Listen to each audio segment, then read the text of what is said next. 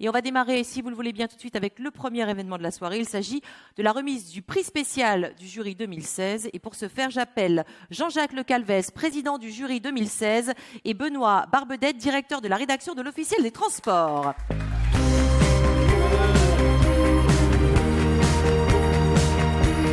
Bonsoir, messieurs. Bonsoir, messieurs. Approchez-vous, je ne mords pas. Alors, Jean-Jacques, vous êtes le porte-parole aussi, le président et le porte-parole de ce jury 2016. Est-ce que vous pouvez m'expliquer les raisons du prix spécial du jury 2016 et si finalement les votes ont été unanimes ?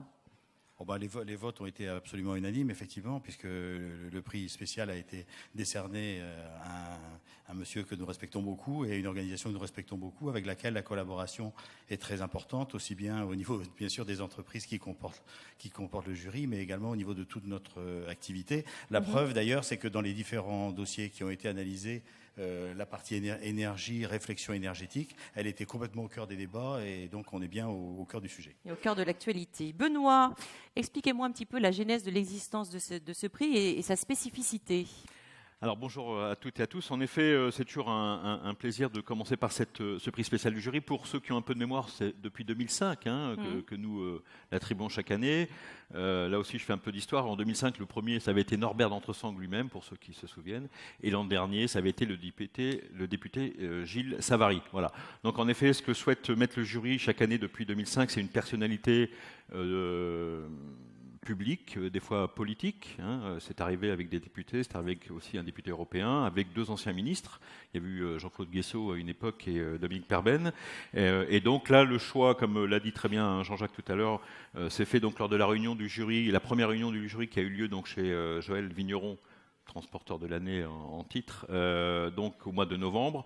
Et le choix a été unanime à la fois sur la personnalité, mais également sur, en effet, l'institution que cette personne préside. Voilà. Bien. Alors, oui. Ça faisait suite à la COP 21 aussi. Et on est également effet, globalement exactement. dans un environnement qui est vraiment tourné vers l'ADEME et ses orientations. Bien, alors ce prix spécial du jury sera remis par Profil Plus. J'invite Pascal Audebert, directeur général de Profil Plus, à venir me rejoindre ici sur scène.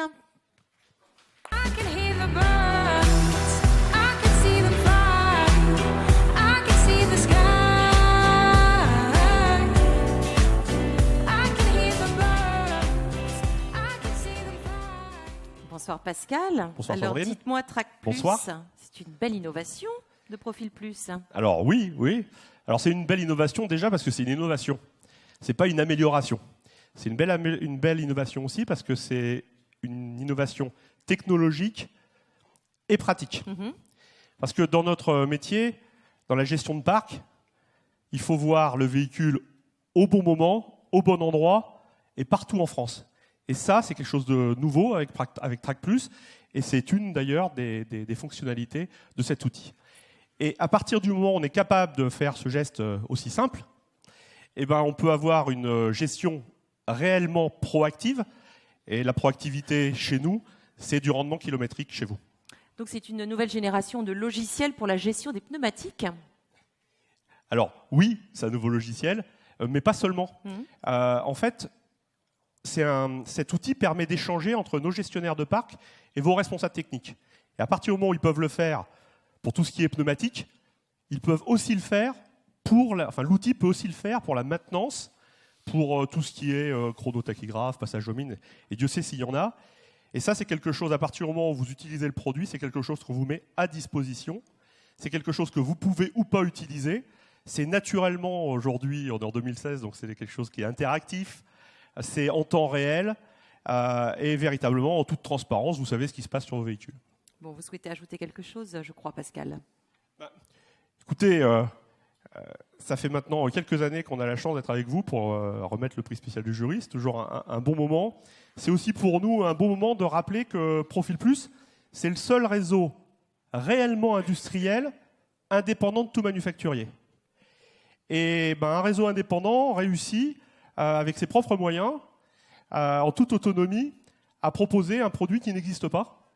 Et je me dis que tant qu'on a à la tête de nos entreprises des entrepreneurs, des chefs d'entreprise qui ont cette volonté, on continuera à vous servir pendant très longtemps. Donc je vous souhaite une excellente soirée Et puis, on se verra plus tard au Tour de Track Plus. Merci, merci Pascal, sous vos applaudissements bien sûr. Alors, je vais demander maintenant qu'on amène l'enveloppe à Jean-Jacques Le Calvez contenant le nom du prix spécial du jury 2016. Avancez-vous, je vous en prie, messieurs.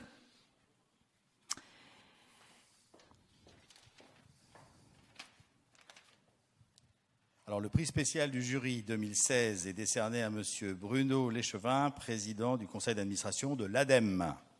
Monsieur Bruno Léchevin.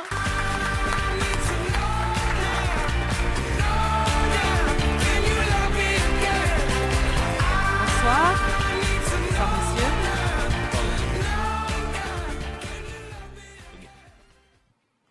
Une petite réaction à chaud comme ça.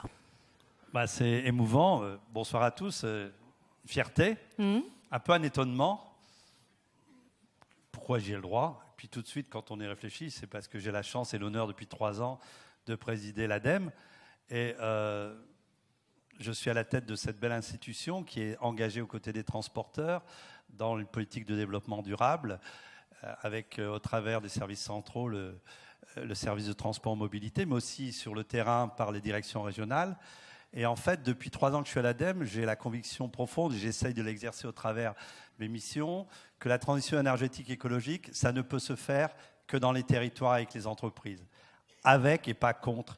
La transition énergétique écologique, c'est d'abord une question, bien sûr, d'absolue nécessité, mais c'est aussi une belle opportunité qui doit nous projeter dans un futur où, même si les temps sont difficiles, les problèmes de compétitivité, se projeter dans le futur, c'est être innovant, c'est croire que demain, il y aura des obligations, on sera au rendez-vous dans une démarche volontaire, c'est ce qu'on essaye d'accompagner. Et donc, je suis très fier et très heureux de continuer à pouvoir vous accompagner au travers de l'ADEME pour vous engager dans cette transition énergétique écologique, parce qu'on a besoin de tous les secteurs professionnels, de tous les industriels et évidemment des transporteurs.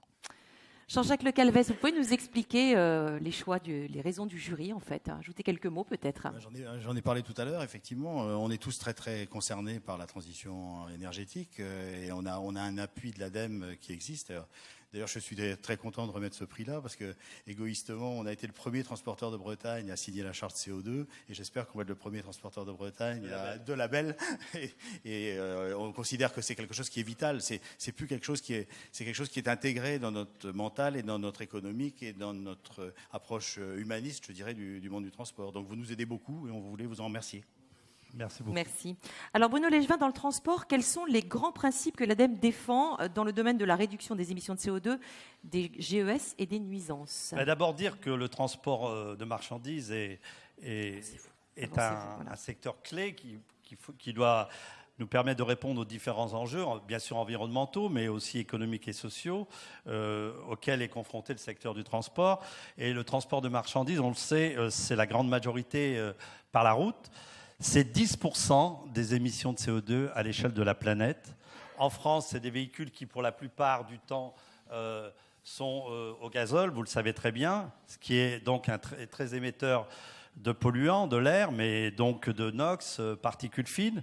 Et on voit bien ici qu'au-delà de réduire les nuisances, de réduire la consommation de carburant, c'est non seulement un enjeu économique, mais c'est évidemment un enjeu sanitaire, un enjeu pour le climat, c'est un enjeu de santé publique. Et donc, c'est grâce à notre expertise, je le disais tout à l'heure, tant au niveau national, sur les sujets environnementaux, que notre présence sur le terrain. L'ADEME, c'est près de la moitié de ses troupes sur le terrain. Notre intelligence collective, c'est justement d'accompagner les entreprises sur le terrain pour les accompagner dans ce qu'on appelle la mise en œuvre de cette transition énergétique et écologique. Et plus précisément, dans le domaine des transports, des marchandises, nous accompagnons aussi beaucoup les transporteurs, quel que soit d'ailleurs le mode de transport, mais aussi les chargeurs, les collectivités ou aussi le secteur industriel. Et donc, les principes que nous défendons, c'est d'abord l'efficacité, la prévention et la lutte contre les nuisances, mais aussi l'innovation et les changements de comportement. On dit souvent à l'ADEME, la transition énergétique écologique, c'est 50% de la technique, mais c'est aussi 50% des comportements. Les deux qui matchent ensemble, c'est très important. Quelques exemples, le financement, bien sûr, des soutiens à des innovations, on en a parlé déjà tout à l'heure, des véhicules, le soutien à des véhicules propres, mais aussi l'action sur les changements de comportement. Et dans ce cadre, je voudrais faire un peu de publicité, vous dire qu'actuellement, dans le cadre des investissements d'avenir, qui sont des financements de l'État pour l'innovation, il y a un programme qui est ouvert sur la logistique, qui est ouvert jusqu'à la fin de l'année, jusqu'à la fin du mois d'octobre. Et donc, c'est une invitation à pouvoir y souscrire. On peut encore citer le développement de démarches et outils adaptés aux besoins aux enjeux des professions, parce que le but, évidemment, c'est de faire des propositions qui soient adaptées avec la charte de logistique urbaine durable, la démarche Fret 21 et aussi l'objectif CO2, le transporteur s'engage, on en a déjà parlé. Alors justement, quel bilan faites-vous de la mise en place de la charte CO2 depuis 2010 ? Depuis son lancement votre micro. Son lancement fin 2008, c'est près de 1300 entreprises qui se sont engagées dans le transport routier de marchandises. C'est pas rien, c'est 160 000 véhicules concernés, c'est près de 20% des poids lourds en circulation en France. Évidemment, les 4 lauréats de ce soir, ils sont dans ce processus d'engagement charte CO2. Comment pourrait-il en être autrement ? Et c'est donc une bonne nouvelle. On estime qu'au total, cette action, objectif CO2, a permis de réduire de près de 1 million de tonnes de CO2 les réductions d'émissions depuis 2011. Et donc, c'est quand même significatif. À noter que au-delà des résultats obtenus, il y a évidemment un gain de réduction en termes de carburant, mais il y a évidemment une réduction de CO2, mais c'est aussi, et c'est un autre bénéfice qu'il faut aussi souligner, une mobilisation interne. C'est souvent une occasion pour les entreprises d'avoir un projet fédérateur, d'avoir un projet dynamique qui crée de la cohésion, de la dynamique et qui est donc bon pour la dynamique de l'entreprise. C'est donc aujourd'hui 1300 entreprises engagées, c'est bien, mais c'est encore peu au regard des 36 000 qui restent à devoir convaincre. Et notamment, il y a encore beaucoup de travail à faire en direction des petites et des très petites entreprises. Alors, quelles sont les ambitions de l'ADEME avec le nouveau label Objectif CO2 ? Est-ce que vous pouvez nous expliquer le dispositif dans ses modalités d'application et de contrôle ? Alors, ce nouveau label, qui n'est pas en addition, mais qui est en complémentarité, qui n'est pas en concurrence avec ce que je viens de parler, devrait être lancé très prochainement. Il aura comme objectif de valoriser les entreprises les plus performantes en termes d'émissions de CO2, pour que l'entreprise puisse bénéficier de ce label, il faudra qu'elle démontre son niveau de performance qui sera vérifié par des auditeurs indépendants et labellisés pour ce faire. Si ce label vient, comme je disais, compléter la charte dont on vient de parler, il ne va pas la remplacer. D'un côté, on aura la charte CO2 qui est une sorte de démarche de progrès. De l'autre, on aura le label qui est une reconnaissance d'un niveau de performance. Et comme on a aussi là un vrai objectif assez ambitieux, 200 labels en 2 ans, c'est ambitieux, mais ce label, nous voulons qu'il puisse avoir un effet positif et dynamique sur l'ensemble du réseau.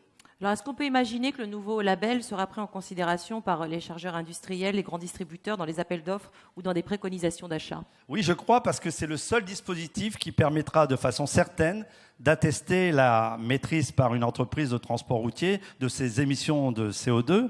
Et donc, on imagine que les chargeurs, les industriels, les grands distributeurs ne pourront être que sensibles au fait de travailler avec des entreprises qui sont donc labellisées. Et c'est, je pense, une très bonne chose. On a lancé d'ailleurs avec les chargeurs une démarche appelée Fret 21. Ils s'engagent à prendre en compte dans leur stratégie les impacts environnementaux des différents matériaux qu'ils transportent. Et ce label sera donc quelque part un élément de bienvenue pour qu'ils les retiennent. On voit bien là qu'on travaille en réseau, qu'on travaille chacun dans un système de chaîne où tout le monde peut contribuer parce qu'il n'y a pas de petite contribution, c'est l'ensemble de la profession qui doit être mobilisée. Et alors, avec cette initiative, est-ce que la France fait figure de pionnière en la matière ? Oui, je crois qu'on peut le dire, car s'il existe dans d'autres pays des initiatives comparables à la charte Objectif CO2, d'ailleurs on travaille avec un certain nombre de pays sur ce dispositif, en revanche, il n'existe nulle part encore au monde ce label qui est basé sur la performance environnementale des transporteurs. C'est donc une première mondiale, et donc on peut être fier et s'en féliciter. C'est pour ça qu'il faut vite la démarrer, mais on va s'en occuper, on est d'accord là-dessus.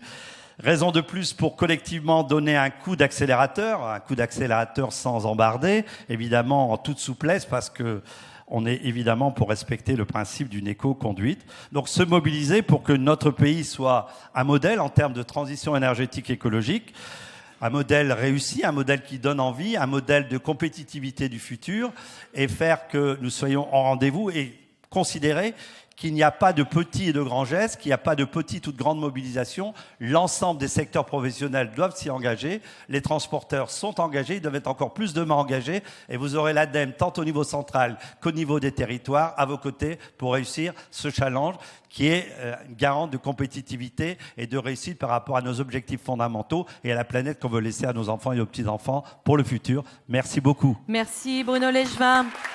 Merci, bravo. Alors, je vais demander maintenant à Jean-Jacques Le Calvez de remettre le trophée du prix spécial à Bruno Legevin, ainsi que vous aussi, Pascal Audebert, de remettre le diplôme. Avancez-vous, messieurs. Avancez-vous pour la petite photo. Je vais en profiter un petit peu. Je vais donner mon avis personnel. Vas-y, Le micro marche là ? Oui, oui. Je vais donner mon avis personnel sur quelque chose, puisque vous êtes là, on va en profiter. Je crois que la transition énergétique, elle est composée d'un mixte.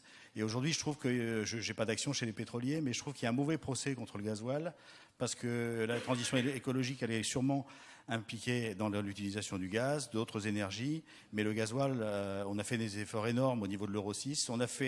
Vous êtes en train de mettre en place un label qui, me semble-t-il, sera essentiellement sur les économies de gasoil. Et donc, il y a un procès un peu subjectif et qui n'est pas logique, qui est fait au gasoil. Encore une fois, je n'ai pas d'action là-dedans, mais je pense qu'il faut être raisonnable et faire une utilisation mixte des énergies. Merci. Voilà votre diplôme, une belle photo.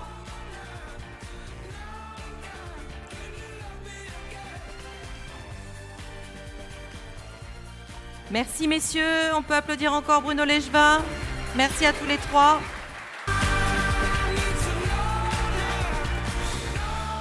Alors Benoît, deuxième événement de la soirée, la remise des 4 Palmes 2016. Alors moi je voudrais que tu nous expliques un petit peu comment tout cela s'est organisé, le jury, les nommés. Déjà, qui sont les membres du jury ? Alors en effet, on va en effet parler un peu des membres du jury. On va parler aussi des 4 nominés qui ont été cités tout à l'heure par Yasmine, qui ont fait la couverture de l'officiel des transporteurs de vendredi dernier, qu'on retrouve un peu partout. Alors les membres du jury sont les transporteurs de l'année en titre. Je vais donc les rappeler. Alors aujourd'hui, nous avons travaillé donc avec les membres du jury. Il y avait 21 membres du jury, 21 votants. Je tiens à le préciser. Donc impair, c'est toujours mieux quand il y a des quand il y a des égalités. Ah oui. Voilà, donc au moins cette fois-ci on était 21, donc il n'y a pas eu on a pu se départager un peu plus facilement. Donc le jury était présidé par Jean-Jacques Le Calvez ici présent. On a eu la première contribution de Joël Vigneron élu l'an passé, et les membres du jury, donc je les cite, sont Huguette Ambroise, Carole Dupessé, donc de femmes, avec nous, et également donc Jean Ducrot, Jean-Pierre Caillot, Jean-Pierre Ducournau, Alain Delagne, Philippe Viertel, Frédéric Charbon, Éric Tison, Jean-Michel Mousset, Philippe Prémat, François Vassard, Nicolas Olano, Patrick Lahaye, Daniel Capel, Patrice Péricard et Patrick Mendy. Voilà, donc nous étions 21 autour de la table et nous avons travaillé, débattu. Quelle est l'implication exacte des membres du jury ? D'abord, les membres du jury, ils ont je dirais presque un double rôle. Ils ont d'abord un rôle de jury, donc c'est-à-dire le jour J de pouvoir débattre et en effet de choisir qui sera finalement l'élu transporteur de l'année, mais ils ont également un rôle de conseil et aussi des fois de cooptation, puisque les membres du jury font partie, logiquement d'ailleurs, ils préconisent ou ils avancent certains dossiers. Ils sont également des relais précieux auprès d'autres entreprises de transport. Donc aujourd'hui, ce jury est actif. On se voit au moins 3-4 fois par an, et ça nous permet d'aboutir à cette soirée en ayant travaillé toute l'après-midi, c'est surtout les candidats qui ont travaillé, mais en tout cas on les a écoutés, les membres du jury sont toujours très attentifs, et c'est ensuite eux qui délibèrent et qui font Donc le choix des dossiers, ce sont des dossiers qui sont amenés par les membres du jury ? Alors certains dossiers, comme là aussi, comme ça, soit c'est des membres du jury en effet qui les cooptent, ou qui les parraine, on va dire ça comme ça. Soit c'est la rédaction de l'officiel qui elle-même peut proposer des dossiers. Et puis après, nous avons des candidatures spontanées chaque année. Nous avons quelques candidatures spontanées, notamment via notre site internet. Et ça nous permet de pouvoir, lors de la réunion du mois de février, puisqu'il y a une réunion préalable au mois de février, de retenir les 4 dossiers. D'accord. Et vous, votre travail de l'équipe de l'officiel et transporteur, j'imagine aussi qu'il est multiple. Il doit être très important. Alors le travail de l'équipe de la rédaction de l'officiel et transporteur, en effet, il est déjà de pouvoir présenter les candidats qui vous ont été présentés dans le dernier numéro de l'officiel et transporteur. C'est vrai qu'aujourd'hui, et souvent, ce sont des entreprises que la rédaction a également visitées, puisque il arrive que ces entreprises-là aient fait l'objet d'un reportage ou d'une stratégie ou d'une interview dans l'officiel et transporteur. Donc c'est rare que les candidats au titre de transporteur de l'année soient totalement inconnus.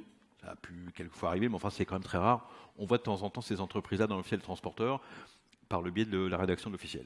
Alors un petit mot des nominés 2016 de cette Alors année. nous avons 4 nominés qui ont été applaudis tout à l'heure, mais nous avons 4 candidats en effet, 4 belles entreprises que nous connaissions bien, pour la plupart, heureusement.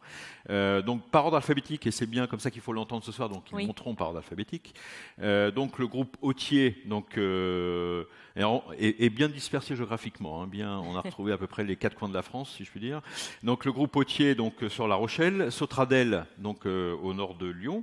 TAB donc dans le sud, dans le Languedoc-Roussillon, et enfin Transport, le groupe Vinjanne, donc dans l'est. Voilà, donc 4 nommés. J'aimerais que vous les applaudissiez parce que c'est important. Je crois que c'est en effet important de les encourager parce que je pense qu'ils sont un peu stressés. Parce que, oui, parce qu'il y a eu les grands oraux juste avant. Voilà, d'abord, il y a eu, ils ont passé cet après-midi, ce matin pour l'un et puis pour 3 autres l'oral. C'est pas un exercice facile. Voilà, donc de 45-50 minutes devant le jury, et je peux vous dire que, et peut-être qu'ils vous le diront eux-mêmes, des fois ils sont un petit peu cuisinés quand même, les questions sont un peu pointues par les membres du jury, et puis ensuite ils vont monter sur scène pour parler de leur entreprise. Donc ils ont une double, un peu de pression, mais ça fait partie de la soirée et du jeu, si je puis dire. Bien, alors il faut les encourager chaleureusement, encore une fois, s'il vous plaît, pour les 4 lauréats.